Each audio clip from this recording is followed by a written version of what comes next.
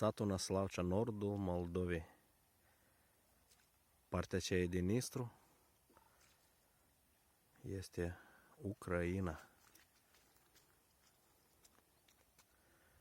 Niște apă limpede,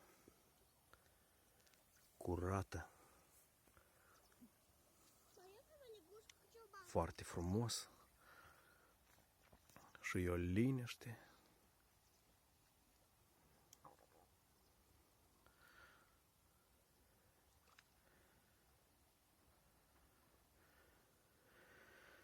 Care și de unde mă priviți, scrieți vă rog un coment.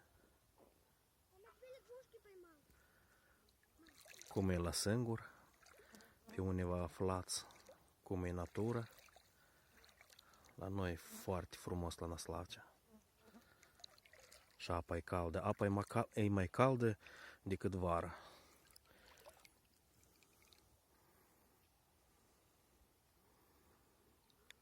E o natură foarte frumoasă.